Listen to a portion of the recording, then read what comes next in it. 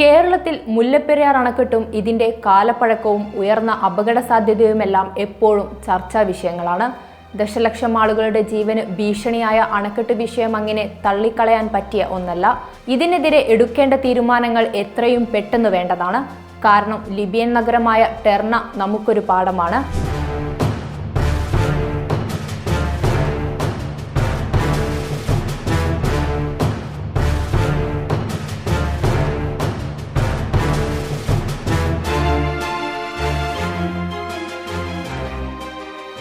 വീശിയടിച്ച കൊടുങ്കാറ്റിനെയും മഴയെയും തരണം ചെയ്യാൻ നൂറ്റാണ്ടുകൾ പഴക്കമുള്ള കിഴക്കൻ ലിബിയൻ നഗരമായ ഡെർണയിലെ 2 അണക്കെട്ടുകൾക്ക് കഴിയാതെ പോയതോടെയാണ് ഒരു നഗരം മുഴുവനായി തുടച്ചു നീക്കപ്പെട്ടത്. 2023 സെപ്റ്റംബർ 10-നായിരുന്നു അണക്കെട്ടുകൾ തകർന്ന് ഒരു രാത്രി കൊണ്ട് ഡെർണ നഗരം പൂർണ്ണമായും ഇല്ലാതായത്.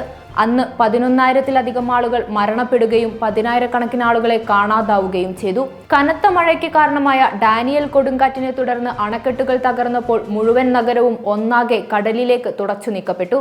കൊടുങ്കാറ്റ് നിരീക്ഷണമില്ല, ജനങ്ങൾക്ക് ഒരു മുന്നറിയിപ്പോ അത്തരം സാഹചര്യത്തെ നേരിടാനുള്ള ഒരുക്കമോ ഇല്ലാത്തതിനാൽ ദുരന്തം കൂടുതൽ വഷളായി. അണക്കെട്ടുകൾ പൊട്ടാനുള്ള സാധ്യതയെക്കുറിച്ചും പ്രതിരോധം ശക്തിപ്പെടുത്തുന്നതിന്റെ ആവശ്യകതയെക്കുറിച്ചും എഞ്ചിനീയർമാർക്ക് അപകടത്തിന് മുൻപ് പൊതുവായ മുന്നറിയിപ്പുകൾ നൽകിയിരുന്നു. എന്നാൽ അതൊന്നും തന്നെ വേണ്ട രീതിയിൽ ശ്രദ്ധപ്പെട്ടില്ല. അണക്കെട്ടുകളുടെ കാലപ്പഴക്കവും കണക്കിലെടുക്കാതിരുന്നത് നഷ്ടപ്പെടുത്തിയത് ഒട്ടനവധി ജീവനുകളാണ്. 100 വർഷത്തിലേറെ പഴക്കമുള്ള അണക്കെട്ടുകൾ നേരിടുന്ന സുരക്ഷാ ഭീഷണിയെക്കുറിച്ചും ഇവ തകർന്നാൽ ഉണ്ടാകുന്ന പ്രത്യാഘാതങ്ങളുടെയും ഏറ്റവും വലിയ പാഠവും കൂടിയാണ് ലിബിയ.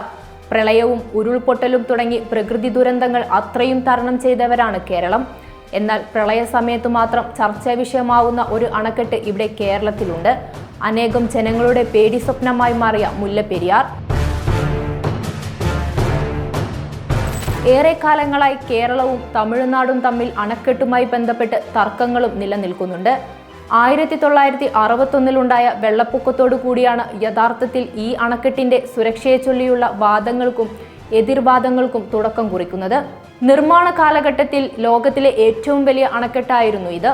അണക്കെട്ടിന്റെ പരമാവധി കാലാവധി 60 വർഷമാണെന്നിരിക്കെ 100 വർഷത്തിനു മുകളിൽ പഴക്കമുള്ള മുല്ലപ്പെരിയാർ അണക്കെട്ട് കേരളത്തിലെ ജനങ്ങളുടെ ജീവനും സ്വത്തിനും ഭീഷണിയാണെന്ന് ചൂണ്ടിക്കാണിച്ചപ്പോൾ അതിനെ തീർത്തും അവഗണിക്കുന്ന നിലപാടാണ് തമിഴ്നാട് സ്വീകരിച്ചത്. ഇന്നല്ലെങ്കിൽ നാളെ ലിബിയ കടന്നുപോയ സാഹചര്യത്തിലൂടെ ആ മഹാദുരന്തമുഖം കേരളവും നേരിടേണ്ടി വരുമോ?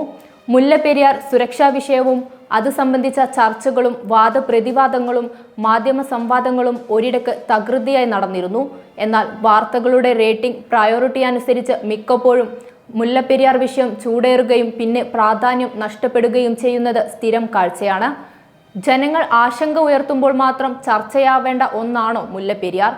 എന്തുകൊണ്ട് ഈ വിഷയത്തിൽ വേണ്ട ഗൗരവം അധികാരികൾ സ്വീകരിക്കുന്നില്ല? ഏറ്റവും അപകടാവസ്ഥയിൽ നിലകൊള്ളുന്ന മുല്ലപ്പെരിയാർ അണക്കെട്ടിനെ പറ്റിയുള്ള തീരുമാനങ്ങൾ മാറ്റിവെക്കുന്നത് ശരിയാണോ? കേരളത്തിലെ ജനങ്ങൾക്ക് സുരക്ഷയും തമിഴ്നാട്ടുകാർക്ക് വെള്ളവും കിട്ടാൻ പുതിയ അണക്കെട്ട് വേണമെന്ന വർഷങ്ങളായുള്ള ആവശ്യത്തിന് ഇതുവരെ പരിഹാരം കണ്ടെത്താനായിട്ടില്ല.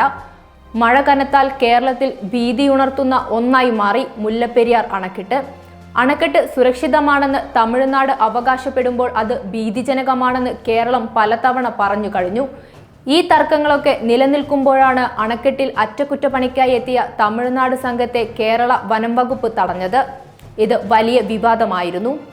ഇതിനുശേഷമാണ് അണക്കെട്ടിന്റെ അറ്റകുറ്റപ്പണിയുമായി ബന്ധപ്പെട്ട് തമിഴ്നാട് മുഖ്യമന്ത്രി സ്റ്റാലിൻ കേരളവുമായി ചർച്ചയുണ്ടാവുമെന്ന വാർത്തകൾ പുറത്തുവന്നത്. വൈക്കത്തെ നവീകരിച്ച തന്തൈ പെരിയോർ സ്മാരകത്തിന്റെ ഉദ്ഘാടനത്തിനായി കേരളത്തിലെത്തിയ തമിഴ്നാട് മുഖ്യമന്ത്രി MK സ്റ്റാലിന്റെയും മുഖ്യമന്ത്രി പിണറായി വിജയന്റെയും കൂടിക്കാഴ്ചയിൽ എന്നാൽ മുല്ലപ്പെരിയാർ വിഷയം ചർച്ചയായില്ല.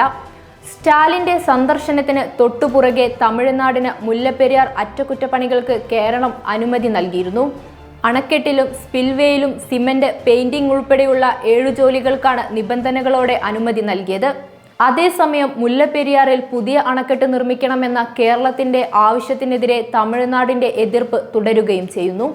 പുതിയ അണക്കെട്ട് നിർമ്മാണത്തിന് കുറഞ്ഞത് 7 വർഷം വേണമെന്നാണ് ജലസേചന വകുപ്പ് കരുതുന്നത്. എന്നാൽ അടിയന്തരമായി ഡാം നിർമ്മിക്കണമെന്ന് ആവശ്യപ്പെട്ടാൽ 5 വർഷത്തിനകം നിർമ്മാണം പൂർത്തിയാക്കാനാകുമെന്നാണ് വിലയിരുത്തൽ. ഇതെല്ലാം യാഥാർത്ഥ്യമാവണമെങ്കിൽ കേരളത്തിലെ ജനങ്ങളുടെ ജീവന് തമിഴ്നാട് കൂടെ വിലമതിക്കണം. തുടർന്നുകൊണ്ടിരിക്കുന്ന തർക്കങ്ങൾക്കപ്പുറം വേണ്ടത് അണക്കെട്ട് എന്ന ഗുരുതര പ്രശ്നത്തിന് ഒരു നേരായ പരിഹാരമാണ്.